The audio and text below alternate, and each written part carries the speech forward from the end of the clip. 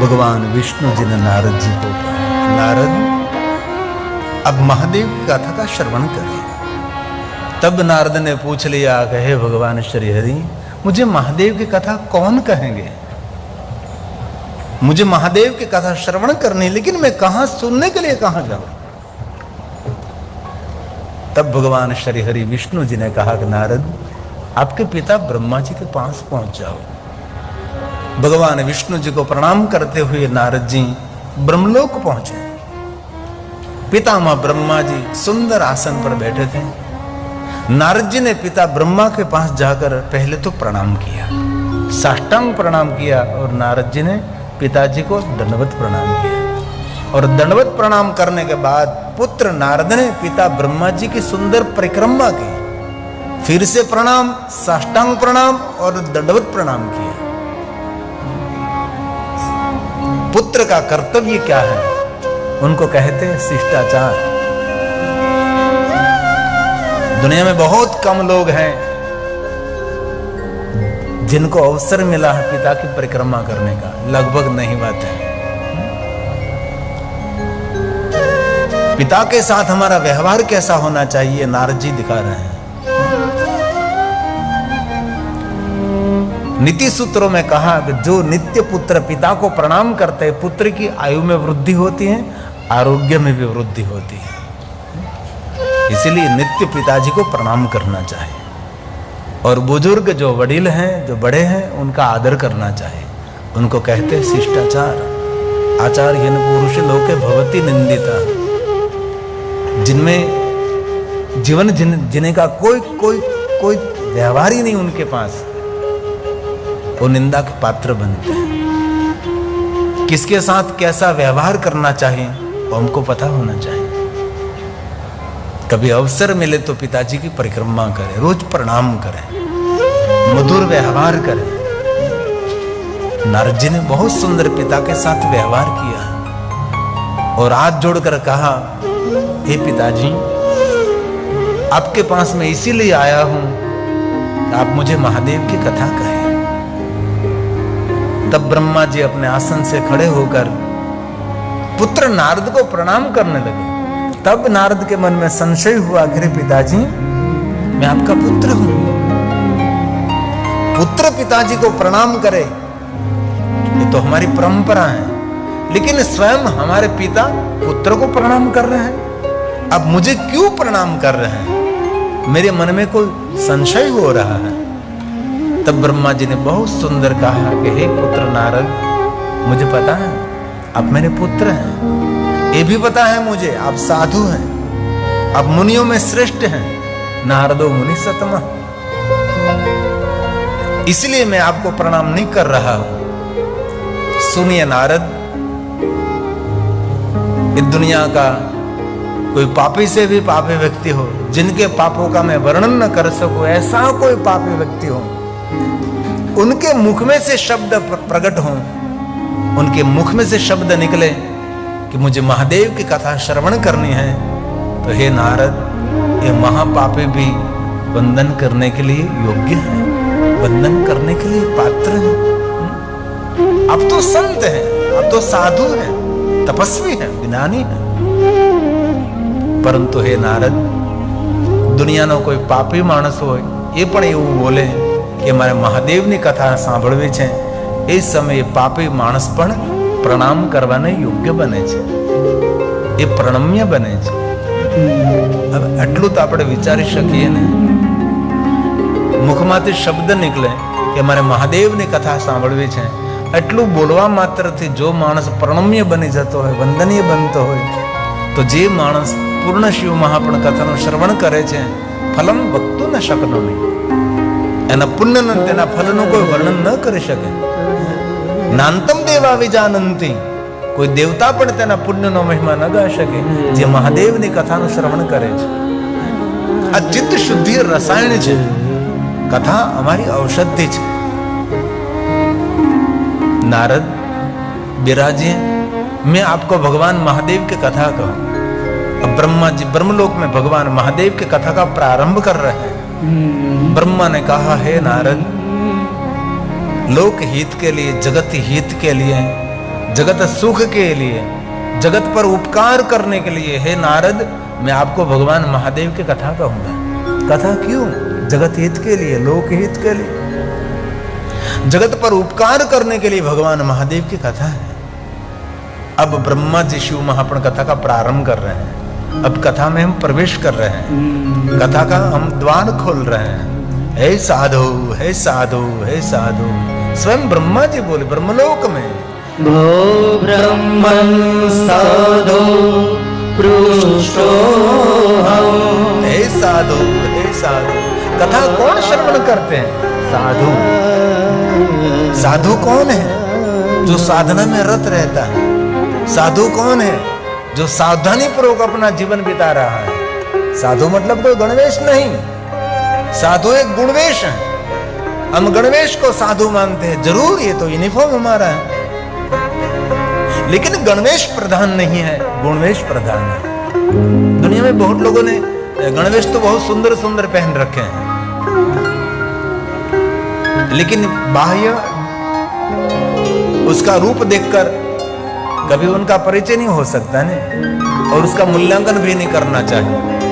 उसके व्यवहार के बाद पता लगता है उसका मूल्यांकन क्या है। इसलिए कभी का बाह्य दिखाव देखकर कभी किसी से प्रभावित नहीं होना, कभी नहीं। किसी का रूप, किसी का सौंदर्य, किसी के सुंदर वस्त्र, किसी की धन संपत्ति, किसी का वैभव, नहीं नहीं नहीं, बाह्य दिखाव देख कभी प्रभावित नहीं।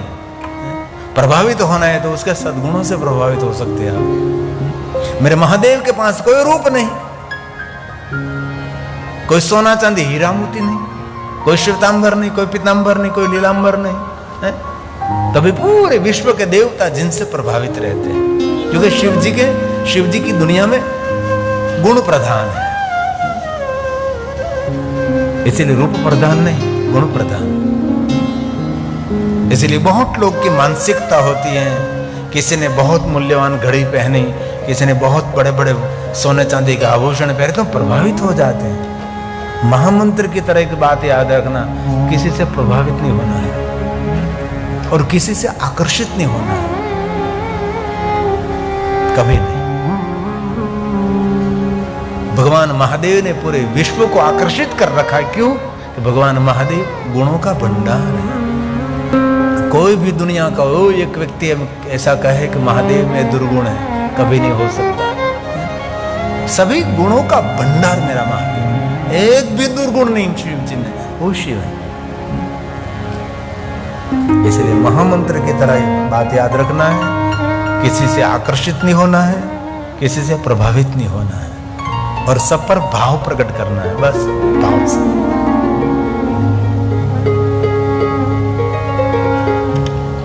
ब्रह्मा ने कहा, हे नारद, लोका नाम हित कामया, जगत हित के लिए मैं भगवान महादेव की कथा कहता हूँ। बाप और बेटा आज कथा का प्रारंभ कर रहे हैं। हे साधु, हे साधु, हे साधु। भो ब्रह्मन् साधु पृष्ठो हम। हे साधु, त्वया विबुध सतमः लोकोपकारिणा नित्यं लोकानां हितं काम्यया। क्यों कथा? कथा किस लिए? लोकानां हितं काम्यया। जगत हित के लिए, लोक हित के लिए मैं आपको भगवान महादेव की कथा कहूंगा। कथा एक अनुष्ठान है, कथा एक साधना है, कथा एक उपासना है। बहुत लोग कथा में आकर सो जाते हैं। मुझे तो कभी कभी शंका होती है कि दिन में कथा हो रही तो लोग सो जाते हैं, तो रात में क्या हालत होती होगी उसकी, है? दिवस में कथा थती હોય तो લોકો સૂઈ જાય છે, તો રાત્રે તો શું એની હાલત છે। પણ એક વાત કહું, જે પોતાના જીવનથી જાગી ગયા છે ને એ જ રાત્રે કથા સાંભળવા આવી શકે છે। બાકી સુતેલા તો દિવસે સૂતા રહે છે ને, સુતેલો માણસ તો દિવસે સુતેલો રહે છે। પિતા કથા કહે ને પુત્ર કથાનું શ્રવણ કરે। અમારે કોઈ ગામમાં કથા હતી, તો કોઈ મને પૂછેલું કે પ્રેમ, ત્યારે મેં પૂછ્યું કે આનું કારણ કયું? ત્યારે દીકરાએ બહુ સરસ વાત કરેલી ભાઈ આ જજમાને, કે મારી માએ ને મારા બાપાએ કેટલા વર્ષ મને હિંચકે ઝૂલાવ્યો છે ને મને ખબર નથી, પણ 9 દિવસ મારા બાપાને મારી માને ઝૂલાવી લઉં તો કમસે કમ થોડુંક તો ઋણ ઓછું થાય, થોડુંક તો ઋણ ઓછું પડે, થોડુંક તો ઋણ ઓછું થાય. આ તો 11 વર્ષની કથાનું ચિત્ર છે. અમારે અહીંયા નરાય આવ્યા હતા, અમારે કાશીબા હોવરાના. એક યુગ હતો કે માતા પિતાનું મૃત્યુ થાય પછી એમના સ્મરણ અર્થે કથા કરે, પણ અત્યારે યુગ બદલી ગયો છે ને. જ્યારે માતા પિતા દેવલોક પામે અને એની પાછળ કથા કરે, યુગ નથી. અત્યારનો યુગ છે જીવિત માતા પિતાને કથા સંભળાવવાનો યુગ છે. માં જીવતી હોય ને બાપ જીવતો હોય અને સુંદર તેને સોફા પર બેસાડી દઈ અને ભગવાનની કથા સંભળાવીએ, સાચી પિતૃતૃપ્તિ છે ને. મેરા પછી સમાધિએ દીવા કરવા જાઓ, મેરા પછી શ્રાદ્ધ નાખીએ, કરવું જોઈએ બધું, પણ સાચું તર્પણ તો એ છે આપના વ્યવહારથી, આપના મા બાપના મુખ ઉપર પ્રસન્નતા હોય, એ સાચું પિતૃ તર્પણ છે. આપણા વ્યવહારથી, આપણા વર્તનથી, આપણા જીવન ચરિત્રથી આપણા માતા પિતા સંતુષ્ટ હોય, એ શ્રેષ્ઠ પિતૃ તર્પણ છે. એનાથી મોટું પિતૃ તર્પણ હોઈ શકે છે? આપણને જોઈને આપણો બાપ એવો બોલવો જોઈએ કે આવો દીકરો ભગવાન સૌને આપજે. આપણી માં ગર્જના કરીને કહેવી જોઈએ કે જેવો મારો દીકરો ગુણવાન છે એવો દીકરો ભગવાન સૌને મળે. આને જીવન કહેવાય. આ તો માં બોલે કે આના કરતા પેટમાં પાણો પડ્યો તો સારું હતું, એ જીવન છે. અમારે બહુ વર્ષો પહેલા એક ઠક્કર સમાજ કચ્છની અંદર કથા ચાલતી હતી. એમાં સાસુએ તેની પુત્રવધૂને કહ્યું કે હું મરી જાઉં ને ત્યાર પછી મારા દીકરાને કહેજે કે ગિરિબાપુને શિવમાં પણ કથા કરે. એવું એમની સાસુ બોલી ગયા. એટલે સાસુ ઉપર હતી, એ પુત્રવધુ નીચે આવીને એ સમયે એના પતિદેવને ફોન કર્યો કે આજે બા એવું બોલ્યા કે હું ગુજરી જાઉં પછી તું શિવમાં પણ કથા ગિરિબાપુની કરજે. તો એની પુત્રવધુએ કહ્યું કે અત્યારે જ તમે જાઓ ગિરિબાપુ પાસે, બા મરી જાય ને પછી એમ નહીં, એવું નહીં. અને એનું નામ નિખિલ ઠક્કર.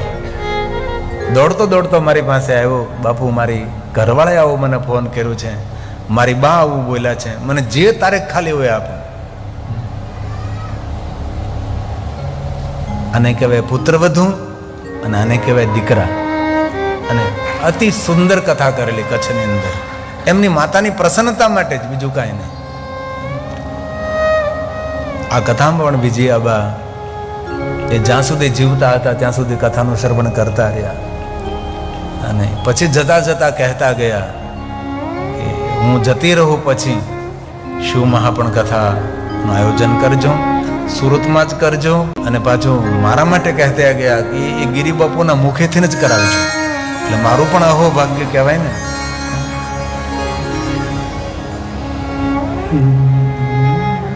તેથી દરેક દીકરાઓને મારી પ્રાર્થના છે, જેટલો અવસર મળે એટલો બાપની સેવા કરજો.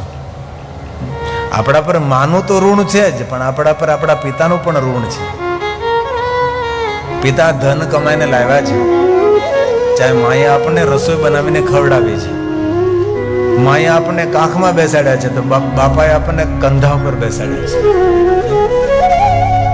સમાજની સાચી રૂપરેખા આપણને બાપે બતાવી છે, માએ આપણું પોષણ કર્યું છે. એક પંક્તિ ગાઓ. કુટુંબના તારણહાર એવા પૂજ્ય પિતાને વંદન કરું હજાર મારા વહાલા પિતાને વંદન કરું હજાર મારા વહાલા પિતાને. એક વાત બહુ યાદ રાખજો, તમારા ઘરમાં જો જીવિત બાપ ઉપસ્થિત હોય તો તમારા જેવો કોઈ ભાગ્યશાળી માણસ આ ધરતી પર નથી. બાકી એકવાર બાપની આંખ બંધ થઈ ગઈ, હિમાલય પહાડ ખોળી નાખો, પૂરી દુનિયા ફરી લો, એ બાપ તમને ફરી વાર નહીં મળે, કે જોવા પણ નહીં મળે, તેની સેવા કરવાનો અવસર પણ નહીં મળે. જેથી ઘરમાં જીવિત માતા પિતા હોય ને એને ખૂબ રાજી રાખજો. હું તો વર્ષોથી કહેતો હોઉં, ભલે રામની સેવા ન થાય, કૃષ્ણ ભગવાનની સેવા ન થાય, મહાદેવની સેવા ન થાય, વિશ્વના કોઈ પણ દેવતાઓની સેવા ન થાય, પણ મા બાપની સેવા કરો ને, વિશ્વના દેવતાઓ અમૃતનો વરસાદ વરસાવે, તમારું ભાગ્ય ખોલી નાખે. પણ એ તો કરતા નથી. ભગવાનના મંદિરોમાં જ્યાં અન્નપૂટ કરે છે ને પોતાની માને સમયસર જમવા નથી આપતા. આની પાસેથી લઈ શું લેવાનું? ઘરમાં વડીલો હોય તો સમયસર ગરમ ગરમ ભોજન કરાવો અને સમય પર ભોજન કરાવો, કારણ કે વૃદ્ધાવસ્થા બહુ અઘરી અને આકરી હોય છે. પણ કરવાનું છે તો કરતા નથી. તેથી આપણા વ્યવહારથી, આપણા વર્તનથી આપણા માતા પિતા પ્રસન્ન રહે. આપણો પિતા ગૌરવથી આપણું નામ લે સમાજ, એ મારો દીકરો છે, એ દીકરો મારો છે, આપણો પ્રાણદાતા છે, આપણો અન્નદાતા છે. બાપ કોણ છે? પ્રાણદાતા અન્નદાતા પાલનહાર પિતાજી. પ્રાણદાતા અન્નદાતા પાલનહાર પિતાજી. મારા રોમે રોમે ઋણ છે તારું પિતાજી. મારા રોમે રોમે ઋણ છે તારું પિતાજી. મારું નામ થયું ઉજળું તારા નામથી. મારું નામ થયું ઉજળું તારા નામથી.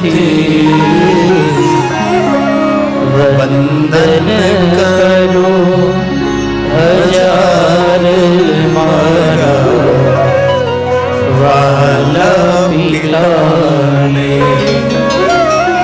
વંદન કરો હજાર મારા વાલા પિતાને.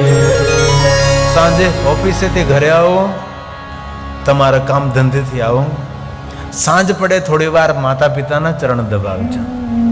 બાપના પગના તળિયે તિરાડ પડી ગઈ હોય તો તેમાં થોડુંક વેસેલિન, થોડું ક્રીમ ભરજો, આશીર્વાદ લઈ લેજો.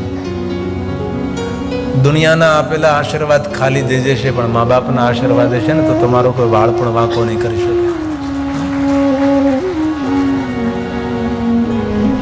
તમારા ઘરમાં તમારો બાપ છે, તમારા પર છત્ર છાયા છે. બાપ આપણી ઢાલ છે, આપણું કવચ છે, આપણો રક્ષક છે. નાના નાના દુઃખમાં તો માને યાદ કરી, પણ જીવનમાં ક્યારેક મોટા દુઃખ આવે ને ત્યારે એ બાપની છત્ર છાયા હોય છે. પગમાં ઠેસ વાગે તો બોલે કે હે માં, માથું ભટકાય તો બોલે કે હે માં, પણ ગાડી લઈને જતા ને ઉપર ખટાવરા હોય તો કે હે બાપા. બાપને યાદ આવે. તેથી બહુ હૃદયથી કહું છું, ભલે રામ કૃષ્ણ મહાદેવ જપ તપ સાધના અનુષ્ઠાન આપણાથી થાય કે ન થાય તો કોઈ જરૂર નથી. ફક્ત આપણા ઘરના સેવા કરો, ખૂબ સેવા કરો, આટલી સેવા કરો. તેના મુખમાંથી આશીર્વાદના શબ્દો નહીં, તમારી સેવાને જોઈ આંખમાંથી આંસુ નીકળી પડે. આવા દીકરા હોય છે, આવી દીકરી હોય છે. આને જીવન કહેવાય છે. અને બહુ દિલથી કહતું જીવન એવું નિર્માણ કરો કે મિત્રો તો તમારી રક્ષા કરે પણ શત્રુ પણ આપણી રક્ષા કરે, એવું જીવન જીવો. કોઈ દંભ રહી, કોઈ દેખાવ રહી, એકદમ સાદગીથી ભરેલું.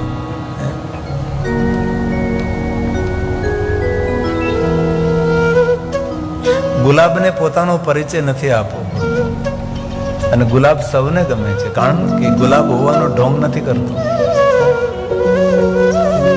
તેની ખુશ્બુ, તેની સુગંધ, તેનું રૂપ, તેનું રંગ એ સૌને આકર્ષિત કરે છે. આપણો વ્યવહાર, આપણી વાણી, આપણું ચરિત્ર, આપણું જીવન ચરિત્ર એ સૌને આકર્ષિત કરનારું હોય છે. પિતાનું ઋણ છે.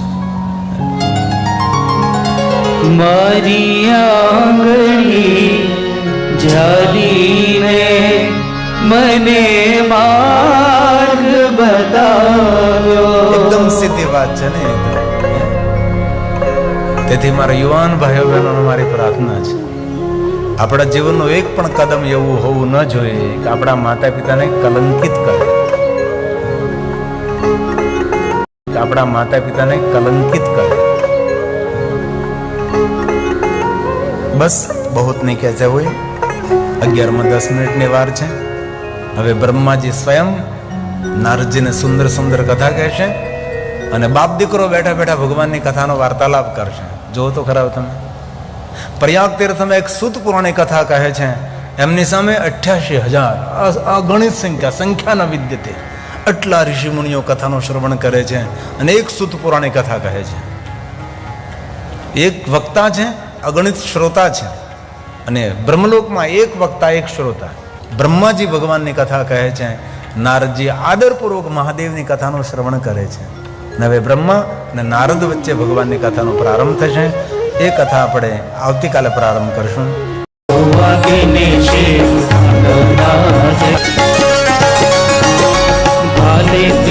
ચંદ્ર હાથમાં શોભે છે ત્રિશૂળ, બાલની ચંદ્ર હાથમાં શોભે છે ત્રિશૂળ. કુંડળ ગલે સરખું પહેર્યા છે અદો, કાને કુંડળ ગલે સરખું પહેર્યા છે અદો. શિવ તાંડવ નાચે રે જો બ્રહ્માંડ ગાજે, ચૌદ બ્રહ્માંડ ગાજે, મને વાલું વાલું શિવજીનું નામ લાગે. નાગડમરું વાગે ને શિવ તાંડવ નાચે, શિવ તાંડવ નાચે, મને વાલું વાલું શિવજીનું નામ લાગે.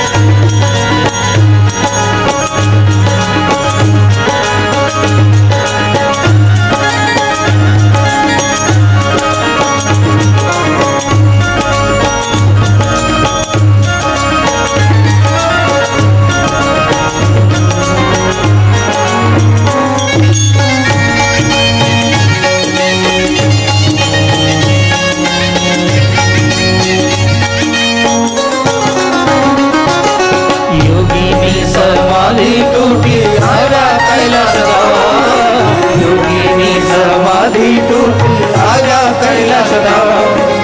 हर हर शंभो गूंजी उठे नाम। हर हर शंभो गूंजी उठे नाम।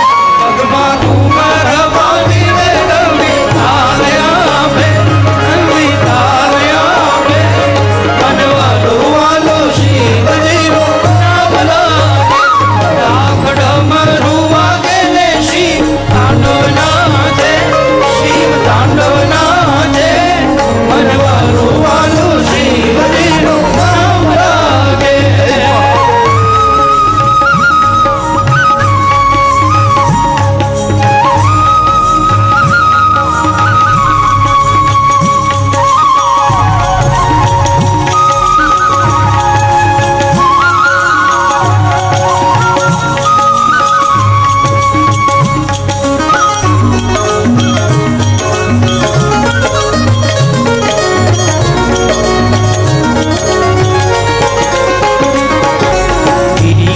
महादेव कृपा ते उज्जवल थया।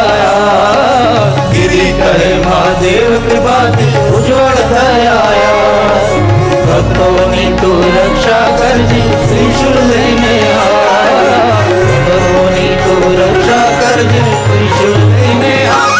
साथे भूत पिशाच ने देवो ना दे, देवो ना दे। मनवालो वालो शिव जी रो नाम लागे। डाक डमरू वागे ने शिव तांडव नाचे, शिव तांडव नाचे। मनवालो वालो शिव जी रो नाम लागे।